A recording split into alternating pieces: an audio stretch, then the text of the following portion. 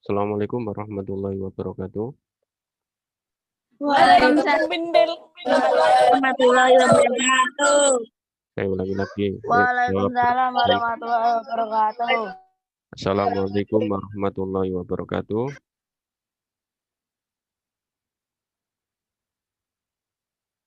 Saya ulangi lagi salamnya. Assalamualaikum warahmatullahi wabarakatuh.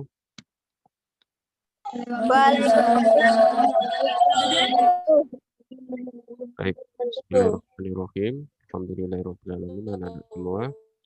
Hari ini kita bisa berjumpa kembali untuk melanjutkan pelajaran kita di pagi hari ini.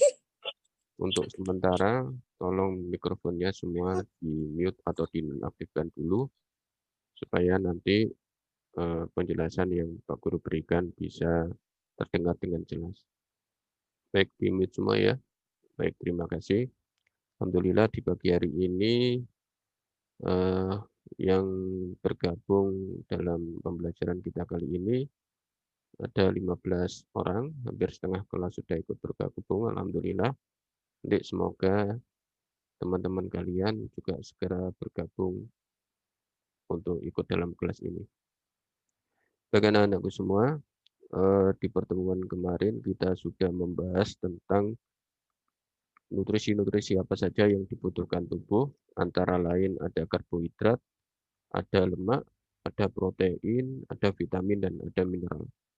Nah, semua nutrisi itu kita dapatkan dengan cara memakan bahan-bahan makanan yang ada di sekitar kita. Nah, di sini saya akan gambarkan alur cara berpikirnya. Jadi, bentar ya.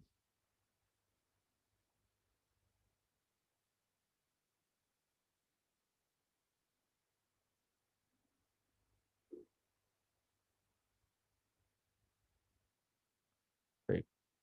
Nah, di sini ada nutrisi. Nah, nutrisi ini kita dapatkan di dalam makanan. Nah, kemudian makanan ini kita makan dan nanti akan diproses dalam tubuh melalui serangkaian proses yang disebut dengan pencernaan. Nah, hasil pencernaan ini nanti akan yang kita sebut atau sering kalian sebut dulu sebagai sari-sari makanan. Nah, sebenarnya nanti akan kita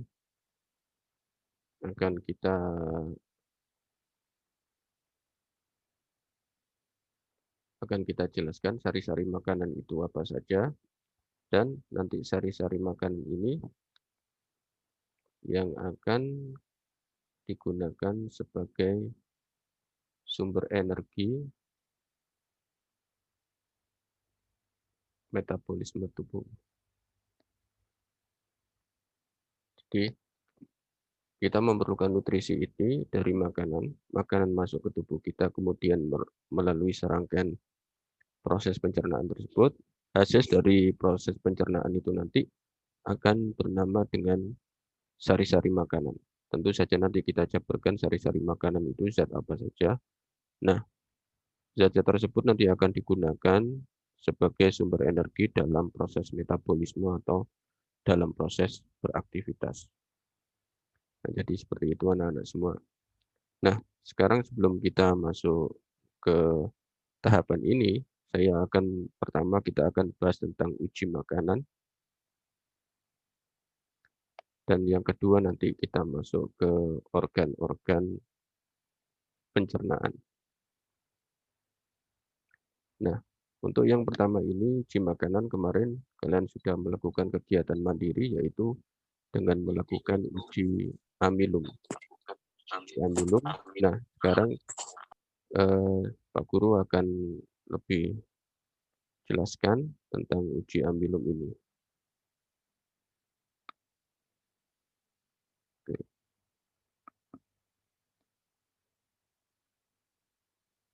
Nah, sekarang Pak Guru akan lebih jelaskan tentang uji amilum ini. Untuk sementara whiteboard-nya, papan tulisnya akan saya bersihkan dulu. Nah, uji makanan itu punya tujuan, yaitu untuk mengetahui benarkah ada kandungan nutrisi yang ada pada makanan. Jadi untuk mengetahui kandungan nutrisi.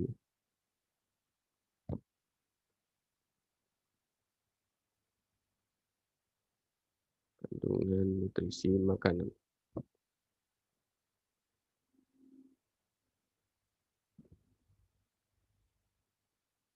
Nah,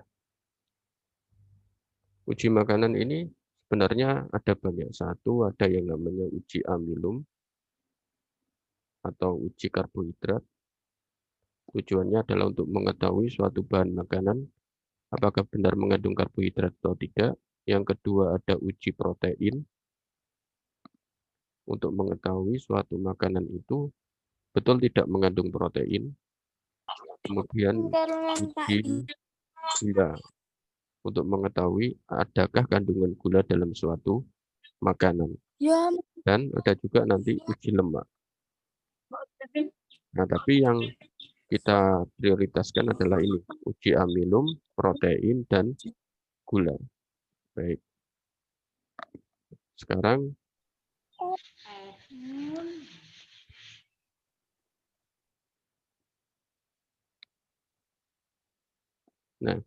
sekarang guru akan tunjukkan apa itu uji amilum, uji protein, dan uji gula.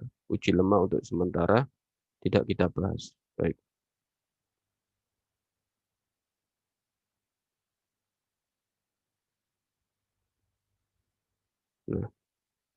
Nah, di sini akan saya tunjukkan ini. Oke.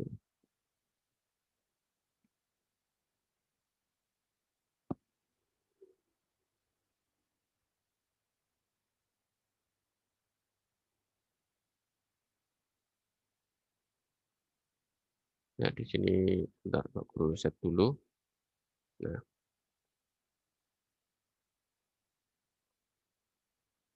Nah, ini merupakan salah satu contoh praktikum uji makanan yang dulu dilaksanakan oleh kakak kelas kalian, yaitu di tahun 2014. Mungkin kalian masih SD di tahun itu.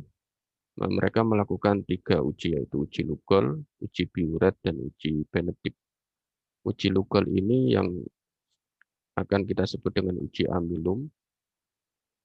Uji Biuret ini yang kita sebut dengan uji protein. Dan uji Benedict ini yang disebut dengan uji gula. Jadi Lugol itu nama zat pengetesnya, Biuret itu zat pengetes, Benedict itu nama zat pengetesnya.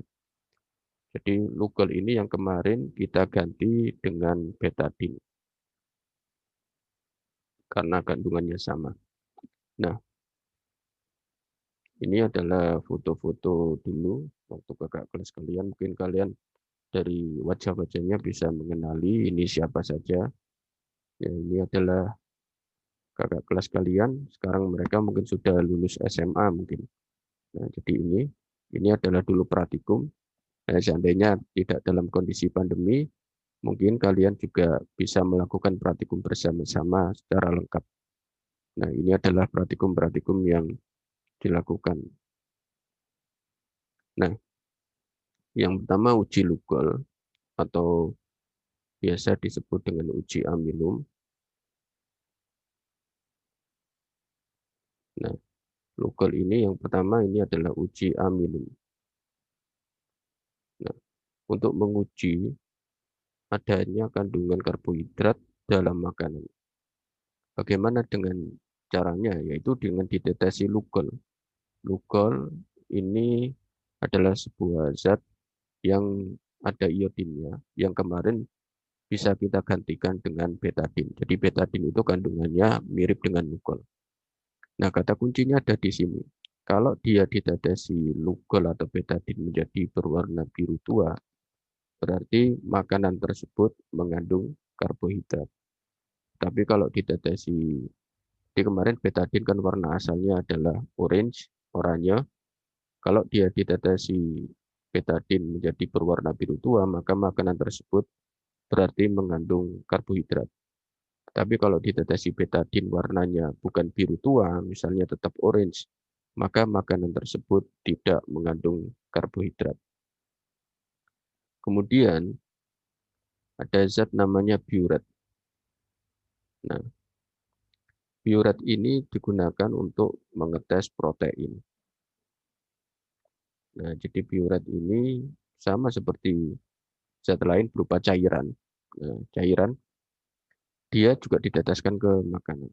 Nah, ini kalau makanan yang ditetesi biuret menjadi berwarna merah muda sampai ungu, terutama ungu, maka makanan tersebut positif mengandung protein.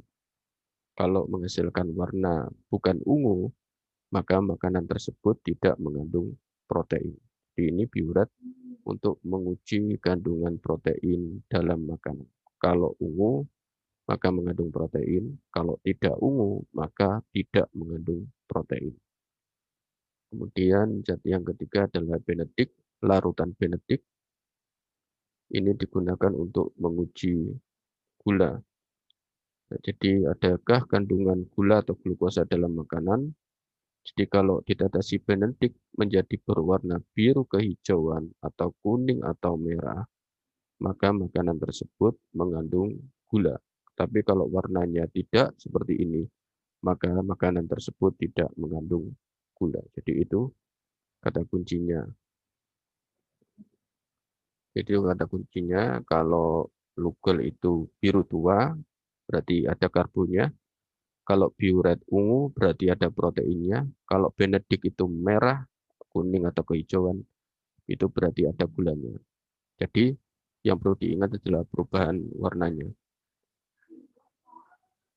Nah, ini adalah contoh-contohnya kemarin dulu dari kakak kelas kalian.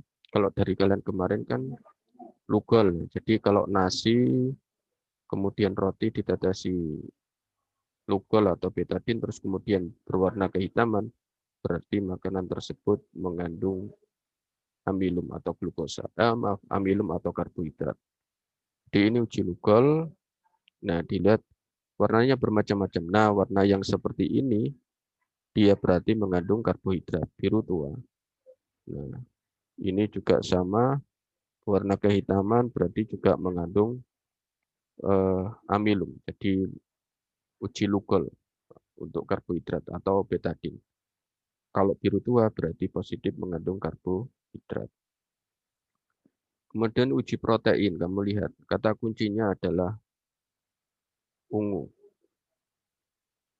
Nah, jadi ini seperti ini ungu berarti mengandung protein, seperti ini ungu berarti mengandung protein, seperti ini ungu juga berarti mengandung protein. Nah, sedangkan zat lain misalnya seperti ini putih, ini tidak ungu berarti tidak mengandung protein. Kemudian uji yang terakhir adalah uji gula dengan larutan benedik. Kata kuncinya tadi adalah kuning, biru kehijauan atau bahkan merah. Nah, sama seperti ini, jadi ini merah berarti mengandung gula. Kehijauan seperti ini juga mengandung gula. Kuning seperti ini juga mengandung gula. Jadi itu adalah cara melakukan uji makanan. Jadi saya ulang lagi untuk uji makanan bahwa kata kuncinya uji amilum pakai larutan namanya lugol atau betadin. Kalau dia biru tua berarti mengandung amilum atau karbohidrat. Kalau protein pakai larutan namanya biuret. Kalau dia berwarna merah muda sampai ungu berarti mengandung protein. Yang ketiga larutan benedik untuk menyelidiki adanya gula. Kalau dia berwarna biru kehijauan atau kuning atau merah berarti makanan tersebut mengandung gula. Ya, jadi itu anak-anak semua. Penjelasan ini bisa kalian temukan di buku kalian. Di buku kalian juga ada. Nah,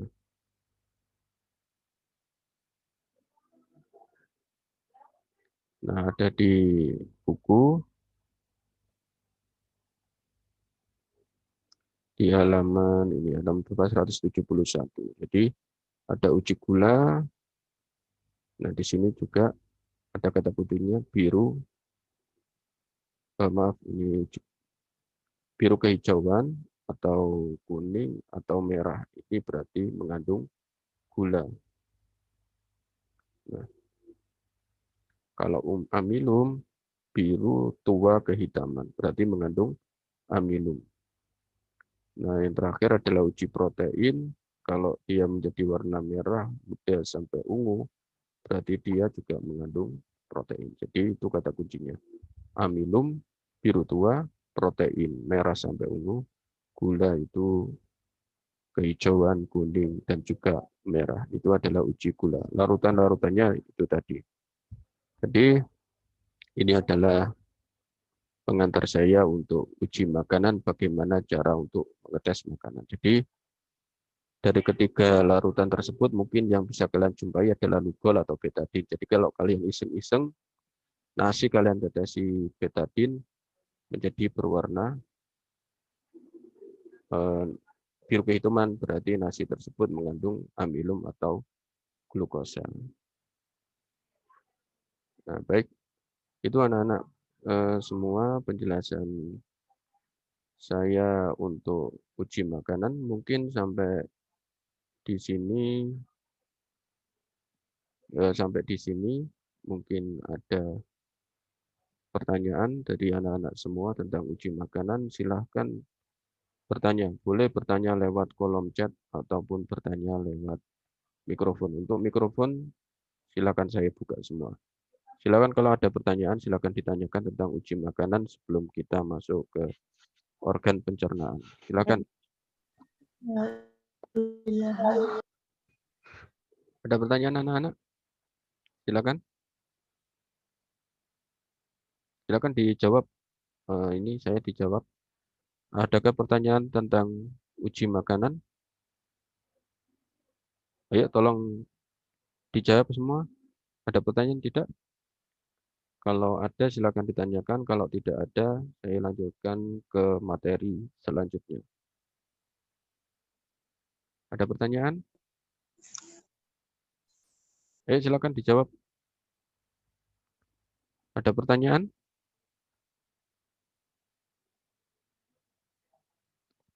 Oke, saya tulis di kolom komentar.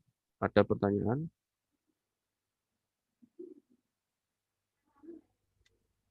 Sambil menunggu respon kalian, saya ingatkan untuk praktikum ujian belum, jangan lupa untuk segera dikumpulkan semua. Jadi ada dua, yaitu foto uji amilum yang kalian lakukan, dan yang kedua adalah foto dari uraian yang kalian tentang uji amilum. Ya, jadi tenggatnya 1 minggu dari kemarin, kalau nggak salah sampai hari ini. Jadi nanti yang belum mengumpulkan silahkan dikumpulkan. Ya, jadi kalau misalnya hari ini tidak bisa, maksimal besok harus sudah mengumpulkan. Jadi kalau ada yang tidak mengumpulkan, maka saya tidak bisa memberi nilai kalian. Baik, kalau begitu saya lanjutkan ke materi selanjutnya, yaitu tentang organ pencernaan pada makanan. Organ pencernaan pada manusia. Kita lanjut. Mana ini? Scroll ke bawahnya.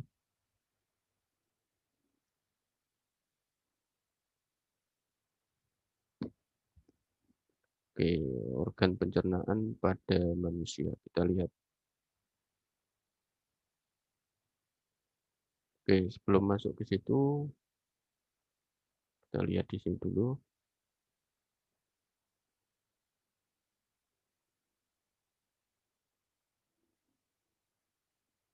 Nah, sebelum kita masuk ke organ, kita lihat di buku kalian bahwa makanan diproses dalam tubuh itu melalui 4 tahapan.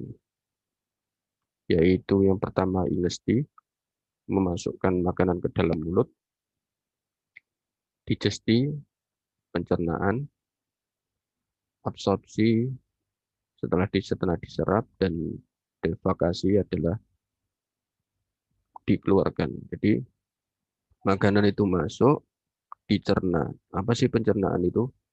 Pencernaan itu sebenarnya itu proses memecah makanan menjadi ukuran yang lebih kecil-kecil lagi. Jadi nasi, tahu, tempe, dan lain sebagainya yang masuk ke dalam tubuh kita itu dicerna, dihaluskan sampai menjadi molekul-molekul yang lebih kecil. Setelah dihaluskan, diserap. Nah, kemudian ada sisa-sisa yang tidak bisa diserap akan dikeluarkan. Nah, pencernaan makanan sendiri atau proses menghancurkan atau menghaluskan makanan itu saya tuliskan begini aja. Jadi pencernaan itu adalah proses menghaluskan makanan.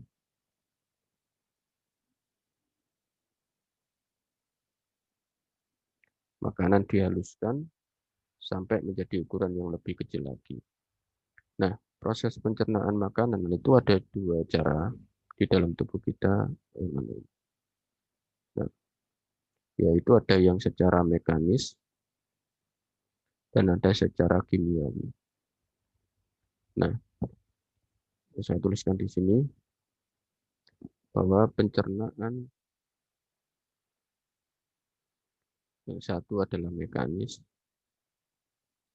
Ini berlangsung dengan cara dikunyah, diremas, atau dicampur. Jadi ini dilakukan dengan gerakan.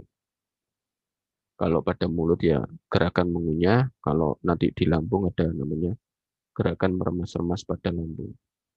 Yang kedua adalah pencernaan secara kimiawi,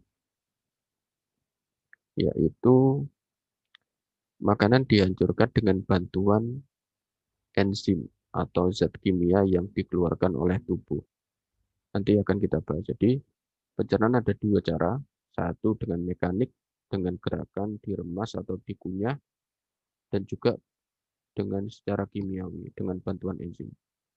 Nah, nanti ada beberapa organ pencernaan yang melakukan hanya mekanik saja ada yang hanya melakukan kimiawi saja ada, bahkan nanti ada organ pencernaan yang melakukan pencernaan mekanik dan kimiawi secara bersamaan.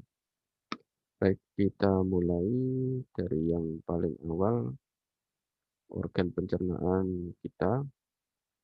Nah, ini adalah gambarnya, mulut, kemudian kerongkongan. Ingat, di leher kita ini ada dua saluran, kerongkongan dan tenggorokan. Itu beda, dua saluran itu beda.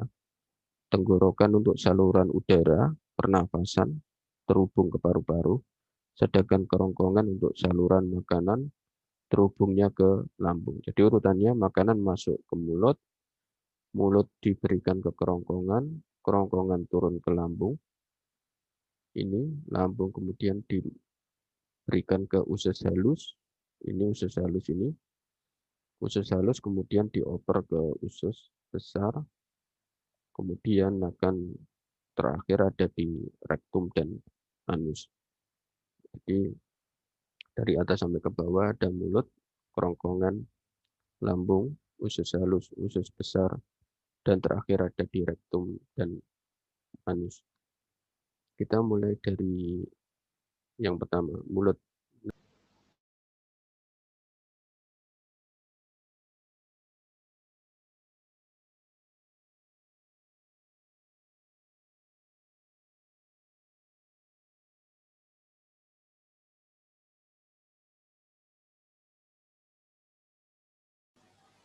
Oke, maaf ada gangguan teknis. Yang pertama organ pencernaan dari yang paling atas adalah mulut. Mulut. Nah, mulut ini melakukan dua macam pencernaan tadi. Dia kimiawi, iya, mekanik juga iya. Jadi Dengan apa pencernaan mekanis pada mulut? Yaitu dengan proses namanya mengunyah. Dengan bantuan gigi dan bantuan lidah. Nah, kimiawinya pakai apa? Kimiawinya itu pakai enzim namanya petialin. Petialin ini. Nah, ini adalah kimiawinya. Enzim petialin itu adalah enzim yang dikeluarkan oleh kelenjar air ludah. Fungsinya adalah memecah amilum menjadi molekul maltosa atau glukosa. Ditulis di sini enzim amilum. Nah, ini berfungsi untuk memecah amilum, enzim petialin untuk memecah amilum menjadi maltosa. Maltosa itu adalah gula yang ukurannya lebih kecil. Jadi karbohidrat itu dikunyah, dipecah-pecah lagi sampai ukurannya menjadi kecil yang dinamakan dengan maltosa. Ini maltosa ini adalah jenis gula. Makanya kalau kalian mengunyah nasi itu kalau kalian kunyah sampai lembut, maka nanti akan ada rasa-rasa manis yang akan terasa. Nah, nasi itu nanti setelah dikunyah akan terasa agak manis karena amilumnya sudah dipecah oleh enzim petialin menjadi gula maltosa. Jadi keluar rasa manisnya. Jadi saya ulangi lagi, di mulut terjadi dua macam pencernaan, mekanik dengan cara mengunyah oleh gigi dan lidah, dan secara kimiawi oleh enzim petialin yang dikeluarkan oleh kelenjar ludah atau air ludah. Enzim petialin memiliki fungsi mengubah amilum menjadi gula maltosa. Nah, untuk gigi sendiri kalian sudah tahu ada 3 macam jenis gigi, yaitu gigi seri, gigi taring, dan gigi geram. Gigi seri ini yang bagian depan untuk memotong makanan. Gigi taring ini yang ada di samping untuk mengoyak makanan, untuk memecah daging, misalnya kalau makan daging, dan gigi geraham ini yang berfungsi untuk menghaluskan. Itu pada mulut, kemudian turun dari mulut, masuk ke kerongkongan atau esofagus. Nah, di kerongkongan ini kan tadi ada 2 saluran, yaitu di leher ada 2 saluran, kerongkongan dan tenggorokan. Antara kedua saluran ini dipisahkan oleh katup yang disebut dengan epiglotis. Jadi epiglotis ini adalah sebuah katup yang berfungsi untuk menutup ujung saluran pernafasan. Jadi ini. Jadi kalau saluran pernafasan itu ada tenggorokan itu ada katupnya, buka nutup. Jadi makanya kenapa kalau kita makan tidak disarankan untuk berbicara. Karena apa? Dengan berbicara itu saluran pernafasan akan terbuka. Jadi kalau kita makan sambil berbicara, saluran tenggorokan akan terbuka, nanti mengakibatkan makanan salah masuk, yang harusnya masuk ke kerongkongan, tapi malah masuk ke tenggorokan. Nah, itu peristiwa itu biasa kita sebut dengan tersedak, atau kalau dalam bahasa Jawa disebut dengan keselak. Nah, itu jadi baiknya makanan, kalau makan tidak usah bicara agar saluran tenggorokan itu tertutup, jadi makanan bisa masuk ke saluran kerongkongan atau esofagus. Nah, di esofagus sendiri, esofagus atau kerongkongan ini hanya berfungsi sebagai saluran, tidak terjadi apa-apa di sana. Nah, makanan masuk dari mulut, esofagus nanti jatuh di lambung. Di esofagus itu tidak seperti pipa, jadi makanan langsung jatuh, tidak. Tapi di esofagus ini atau di kerongkongan, makanan itu melewati esofagus dikarenakan ada gerak meremas ini, yang disebut dengan gerakan peristaltik. Jadi gerakan peristaltik itu adalah gerakan meremas makanan untuk mengantarkan makanan dari mulut tadi masuk ke esofagus sampai turun ke lambung. Jadi gerakannya seperti meremas. Nah, seperti apa gerakannya itu di sini akan saya contohkan. Saya akan contohkan.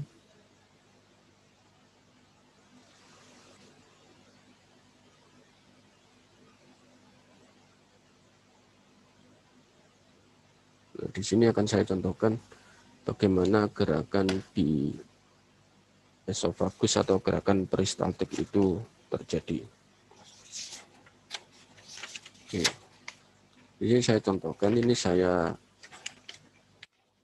punya kertas. Ya.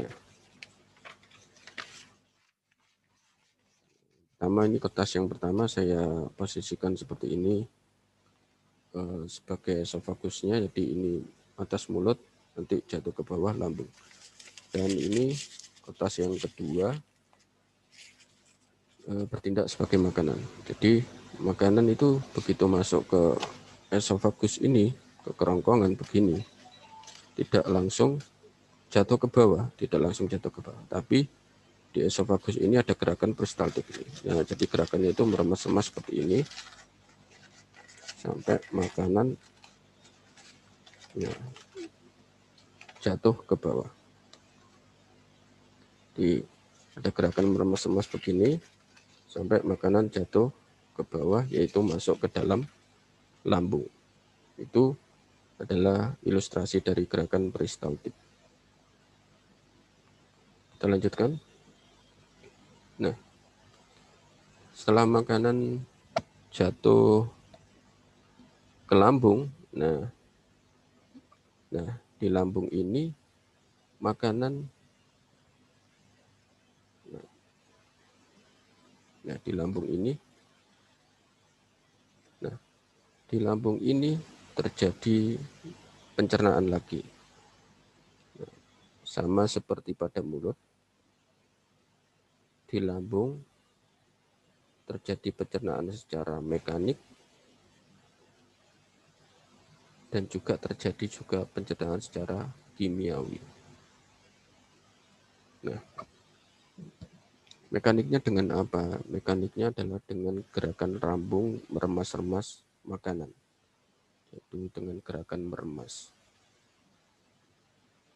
Gerakan lambung meremas-remas makanan ini terjadi selama makanan berada di lambung. Jadi makanan akan berada di lambung untuk beberapa saat, kemudian dalam lambung itu otot lambung akan berkontraksi ini, yaitu mengaduk makanan sampai menjadi lembut yang diistilahkan nanti dengan bolus. Jadi makanan dihancurkan di dalam lambung sampai menjadi lembut oleh gerakan otot lambung. Selain diremas, makanan juga akan mengalami pencernaan kimiawi oleh beberapa enzim. Enzim apa saja? Oke, saya tuliskan di whiteboard baru, di papan tulis terbaru. Oke, saya tuliskan di sini. Kalau tadi di mulut ada enzim namanya betialin yang berfungsi mengubah amilum menjadi gula atau maltosa. Nah, begitu masuk ke lambung, lambung ini menghasilkan 3 buah enzim. Yang pertama asam lambung, atau disebut juga dengan HCl.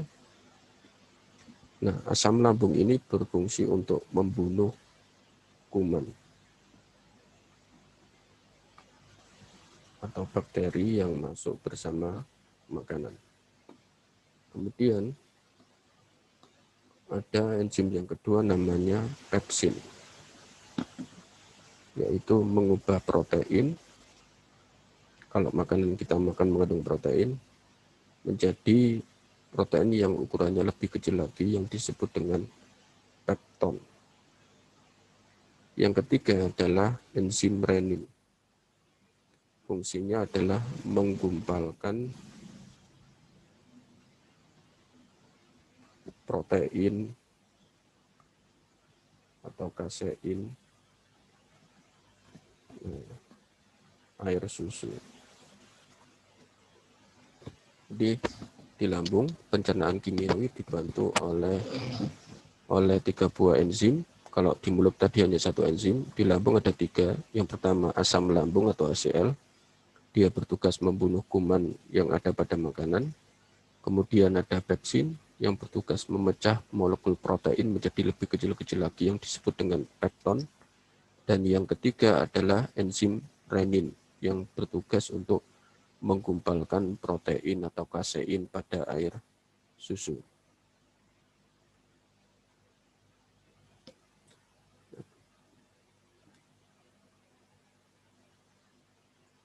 Nah, ini adalah enzim renin. Jadi di sini ada HCl atau asam lambung, ada pepsin, ada renin. Nah, buktinya renin itu apa? Kalau kalian mengamati pada bayi misalnya setelah minum susu, kemudian beberapa saat kemudian dia muntah atau gumoh, maka air susu yang dimuntahkan itu akan berbentuk gumpalan-gumpalan. Itu artinya apa? Air susu yang sudah masuk ke dalam lambung itu sudah diolah oleh enzim renin untuk menjadi gumpalan-gumpalan. Itu. Lanjut, setelah diolah di lambung ini, nah, makanan di lambung ini selama 2-4 jam dari lambung. Jadi makanan di lambung itu berdurasi dicerna baik secara mekanik atau kimiawi selama 2-4 jam. Jadi kalau kalian makan kemudian belum sampai 4 jam makan lagi, itu berarti makanan yang pertama ada di lambung ini belum sempat dikeluarkan sudah tertambah lagi sehingga lambungnya menjadi overload. Kemudian setelah dari lambung makanan dikirim ke usus halus. Nah, ini usus halus. Usus halus ini nanti hanya terjadi pencernaan kimiawi.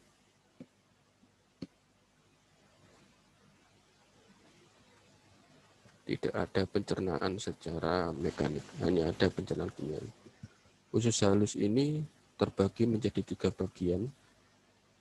Yang pertama adalah usus 12 jari atau disebut dengan duodenum. Kemudian ada usus tengah atau jejunum, atau ada yang menyebutnya usus kosong. Dan yang bagian terakhir adalah usus penyerapan, yaitu ileum. Nah, pada usus ini adalah salah satu organ di tubuh kita namanya pankreas. Nah, organ pankreas ini akan membuat enzim yang nanti akan dikirimkan ke usus halus. Jadi bedanya tadi, kalau di lambung, enzim itu dibuat lambung sendiri dan bekerja di lambung itu juga. Kalau pada usus halus, enzimnya itu yang membuat adalah pankreas, kemudian nanti dikirim ke usus halus dan bekerja di usus halus. Nah, enzim apa saja yang berada di usus halus? Nah, saya tuliskan di sini. Nah, usus halus, tepatnya di usus 12 jari. Jadi usus halus itu terbagi menjadi 3 bagian. Usus 12 jari atau duodenum, usus tengah atau jejunum, dan terakhir adalah usus penyerapan atau ileum. Nah, enzim ini bekerjanya di usus 12 jari atau di bagian usus 12 jari. Enzim apa saja? Yang pertama ada amilase. Yang kedua ada lipase. Yang ketiga ada namanya enzim tripsin. Nah, apa fungsi enzim lipase, amilase, dan tripsin ini? Mari kita lihat di buku kalian.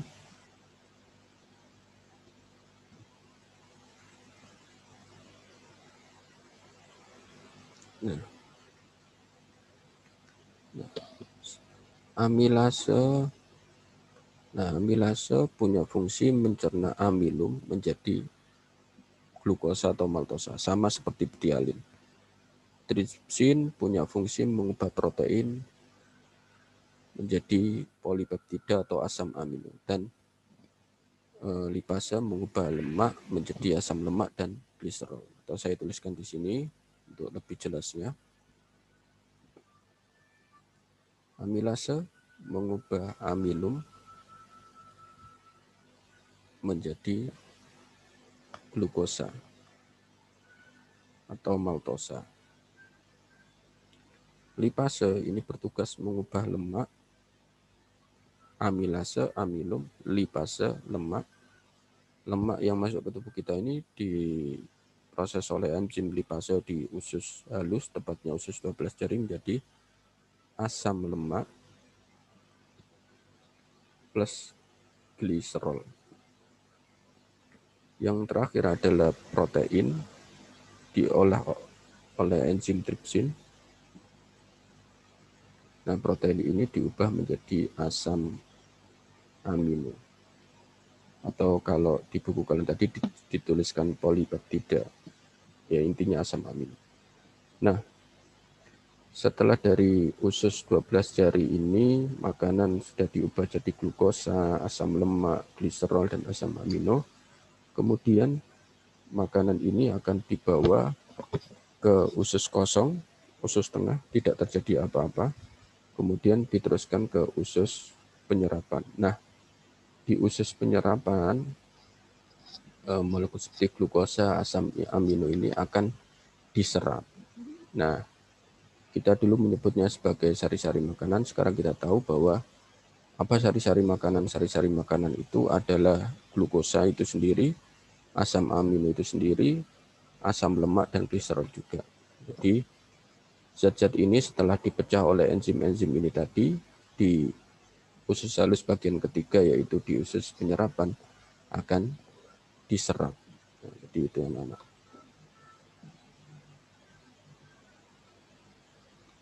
Nah, sekarang setelah sari-sari makanan itu diserap, maka yang tertinggal adalah sisa-sisanya. Nah, setelah itu sisa-sisanya itu bagaimana? Nah, sisa-sisa makan itu nanti akan masuk ke namanya usus besar. Nah, di usus besar ini sudah tidak terjadi pencernaan, tapi sisa-sisa makanan itu nanti akan diatur kadar airnya supaya mudah untuk dikeluarkan, yang biasa kita kenal sebagai kotoran atau tinja, atau istilahnya adalah feses. Jadi di usus besar ini sisa makanan diatur agar kadar airnya sesuai kebutuhan. Kalau kadar airnya terlalu sedikit, maka akan menjadi penyakit yang disebut dengan sembelit atau susah mengeluarkan feses atau kotoran. Kalau kandungan airnya terlalu banyak, maka kotoran menjadi encer atau yang biasa kita sebut dengan sehari-hari dengan mencret. Nah, ini adalah usus besar. Jadi seperti itu. Nah, di usus besar ini sisa makanan tadi diatur kadar airnya. Jadi kalau kita ulangi lagi dari awal, bagaimana proses pencernaan itu terjadi. Masuk ke mulut, di mulut terjadi pencernaan mekanik dan kimiawi. Mekanik oleh gerak mengunyah gigi dan lidah, kimiawi oleh enzim betialin yang mengubah amilum menjadi gula maltosa. Setelah dicerna di mulut, makanan dikirim ke kerongkongan, dilanjutkan ke lambung. Sama di lambung terjadi pencernaan mekanik dan kimiawi juga. Pencernaan mekanik oleh gerakan meremas-remas lambung, dan pencernaan kimiawi oleh enzim-enzim yang ada pada lambung. Tadi ada 3 enzim pada lambung, yaitu HCl atau asam lambung untuk membunuh kuman. Enzim yang kedua adalah pepsin, mengubah protein menjadi lebih kecil yang disebut dengan pepton. Yang ketiga adalah renin, yang bertugas menggumpalkan air susu atau menggumpalkan kasein. Setelah diolah di lambung, makanan dikirim ke usus halus. Usus halus terbagi menjadi 3. Bagian pertama disebut usus 12 jari atau duodenum. Bagian yang kedua disebut usus tengah atau usus kosong. Bagian yang ketiga adalah usus penyerapan. Di usus 12 jari, makanan diolah secara kimiawi, pencernaan kimiawi oleh 3 enzim tadi, yaitu amilase, lipase, dan tripsin. Ketiga enzim ini tadi diproduksi oleh pankreas, tapi bekerjanya pada lambung. Amilase bertugas mengubah amilum menjadi glukosa atau maltosa. Lipase bertugas untuk mengubah lemak menjadi asam lemak plus gliserol. Kemudian tripsin bertugas untuk mengubah protein menjadi molekul asam amino. Setelah diubah di usus 12 jari, dikirim ke usus tengah, dan yang terakhir dikirim ke usus penyerapan. Di usus penyerapan inilah glukosa, asam amino, dan zat yang sudah dicerna tadi diserap oleh tubuh. Setelah diserap, maka yang tinggal di sini adalah sisa-sisanya. Sisa ini kemudian dikirim ke usus besar untuk diatur kadar airnya dan akhirnya dikeluarkan lewat rektum atau anus. Jadi itu tentang mekanisme pencernaan pada manusia. Tadi ini saya ulangi lagi. Enzim-enzimnya itu ada di mulut, lambung, dan usus halus. Di mulut ada betialin, di lambung ada 3 asam lambung, pepsin dan renin. Di usus halus ada 3 juga, amilase, lipase, dan tripsin. Baik anak-anak semua, sampai di organ-organ pencernaan dan mekanisme pencernaan. Silakan kalau ada yang bertanya, silakan untuk mengajukan pertanyaan. Untuk ini saya akan buka mikrofonnya semua. Silakan ajukan pertanyaan kalau ada yang mengajukan pertanyaan, atau bisa juga kalian tuliskan di kolom chat, kolom komentar kalau ada pertanyaan, kalau ingin menuliskan. Silakan. Ada pertanyaan? Silakan direspon. Ada atau tidak? Ada pertanyaan? Ada atau tidak? Silakan direspon. Ayo dijawab semuanya, silakan dibuka mikrofonnya. Ada pertanyaan?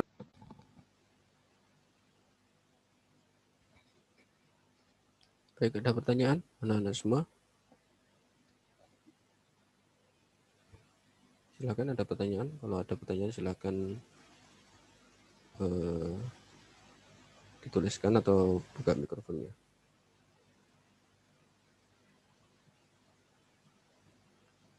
Tidak, baik. Cinta, tidak ada pertanyaan. Yang lain tidak juga. Baik. Kalau begitu tugas hari ini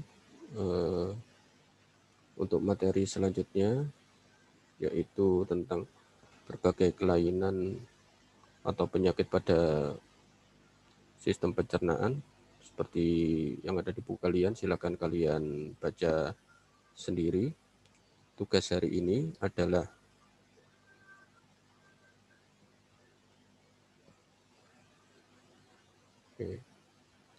tugas hari ini waktunya 1 hari sampai besok. tugasnya adalah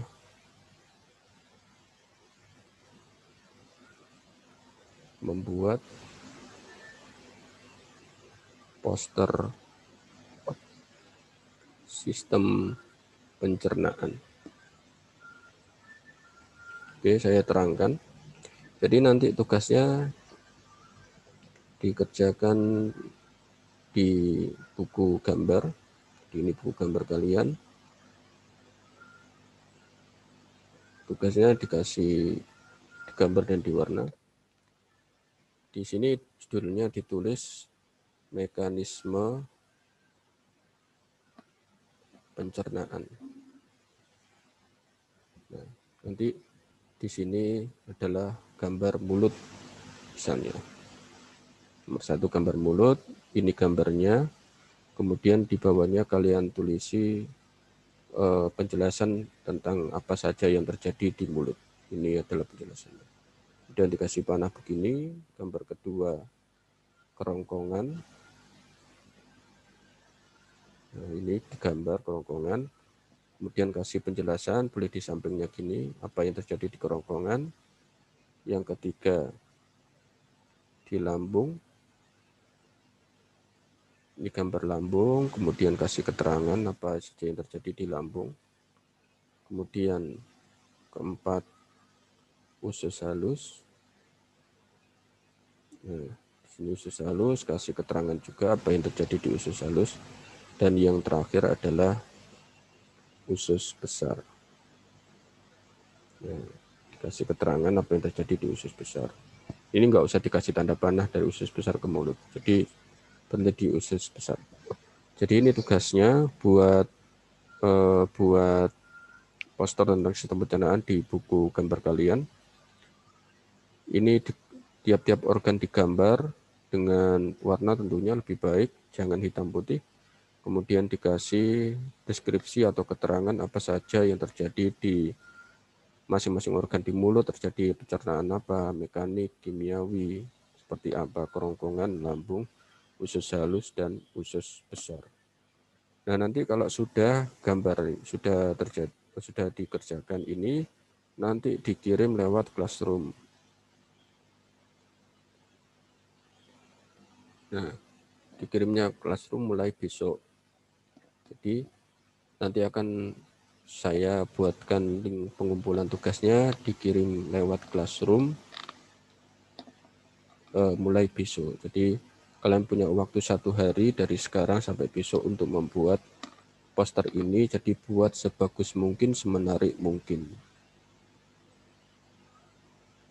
Nah, itu adalah tugas hari ini. Nanti penjelasan ini nanti akan saya taruh ulang di YouTube. Kalau kalian membutuhkan silakan diputar sendiri. Baik anak-anak semua, untuk tugas hari ini apakah sudah bisa dipahami apa tugas hari ini?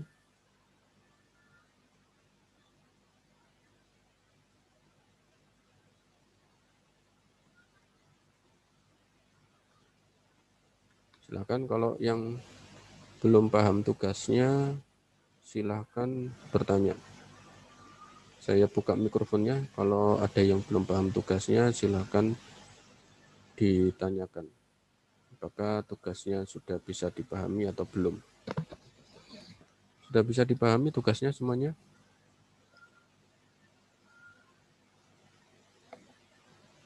Sudah bisa dipahami tugasnya? Silakan dijawab pertanyaan saya.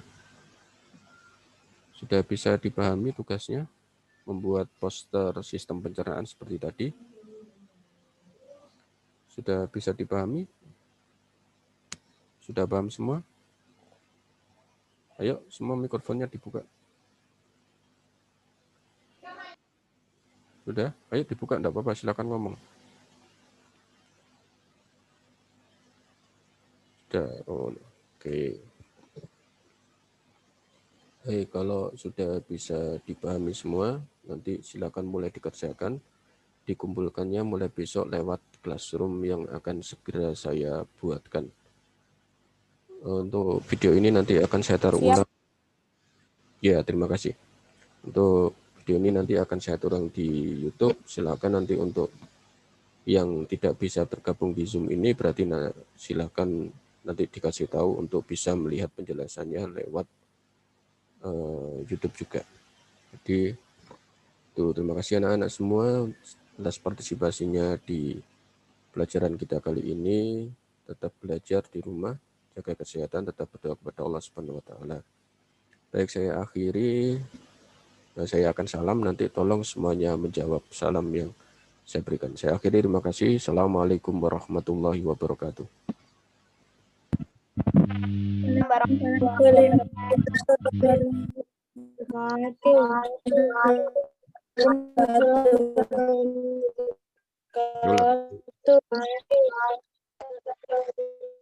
Oke, terima kasih ya. Saya ulangi sekali lagi, tolong dijawab. Saya ulangi sekali lagi. Assalamualaikum warahmatullahi wabarakatuh.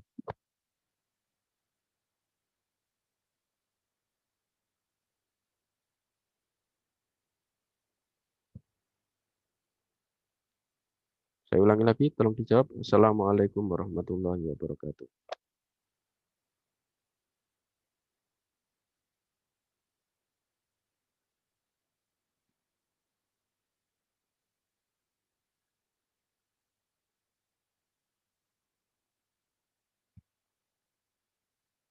Baik, terima kasih. Saya akhiri.